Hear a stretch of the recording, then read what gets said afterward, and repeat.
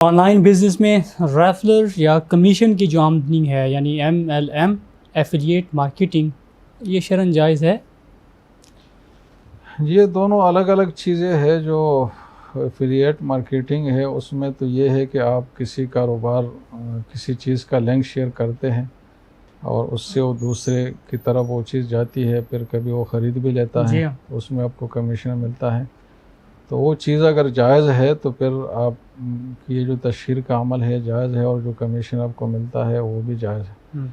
जहाँ तक MLM की बात है तो एक मुस्तकिल किस्म है मार्केटिंग की, जिसको मल्टी लेवल जी मार्केटिंग कहा बिल्कुल। जाता है। इसको नेटवर्किंग मार्केटिंग भी कहते हैं और इसको पिरामिड मार्केटिंग भी स्कीम भी कहते हैं, और भी कई नाम हैं इसके।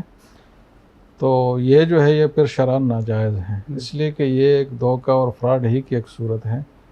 और एक शख्स गुजरा था पोंजी के नाम से, चार्ल्स पोंजी, जो अमेरिका और कनाडा में उसने इस तरह के धोखा और फ्रॉड वाली स्कीमें चलाई। तो लोगों से पैसे लेकर लोग मेंबर बनते थे, फिर वो जी हाँ। मज़ीद मेंबर बनाते थे। तो वहाँ तो पैसे ही का मामला है, सीधा सीधा वो फ्रॉड और धोखा था। बाद में लोगों ने उसको ज़रा कानूनी करने के लिए ये तरीक़ा इख्तियार किया कि उसमें कोई प्रोडक्ट शामिल कर लिया कि मैं आपको एक चीज़ बेचूँगा, उसकी कीमत आप अदा करेंगे, लेकिन आप आगे जिन लोगों को तरग़ीब देंगे और आपके ज़रिए से जो लोग ख़रीदेंगे जी। तो उनकी ख़रीदारियों में से भी आपको कमीशन दिया जाएगा। फिर वो आगे जिन लोगों को तैयार करेंगे, तो इस तरीके से नीचे जितने भी लाइन्स बनते जाएंगे तो जो अप लाइनर है ऊपर वाला, इसको उनका मुनाफ़ा मिलता रहेगा। तो ये भी फ़ुक़हा ने इस पर गौर किया है। तो ये भी उस फ्रॉड ही की एक सूरत है, और ये जो चीज़ बीच में लाई गई है गैर ज़रूरी तौर पर है और ये एक हीले के तौर पर है।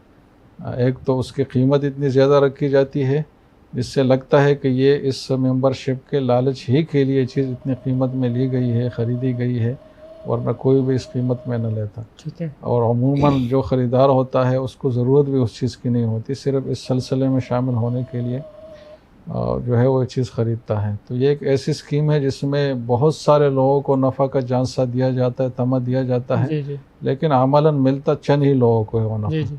इस पर पूरी तहक़ीक़ हुई है, उसके स्टेटिस्टिक्स आए हैं कि 1-2% को नफ़ा होता है और बाकी लोग जो है ना उनके नफ़ा का ज़रिया बन रहे होते हैं। जी, जी। तो ये नाजायज़ तरीक़े से दूसरे का माल हासिल करना, नाजायज़ तरीक़े से माल खाना, ये उसी ज़ुमरे में आता है और इसमें यह मामला बीच में मकसूद होता भी नहीं है। अगर हो तो उसमें और फ़िक़ही ख़राबियाँ है, इसकी तफ़सील का मौका नहीं है। तो बहरहाल जो MLM मार्केटिंग है एक नाजायज़ तरीक़ा है, इससे कोई भी दौलत कमाने का सोच न रखे कोई मुसलमान, क्योंकि नाजायज़ तरीक़ा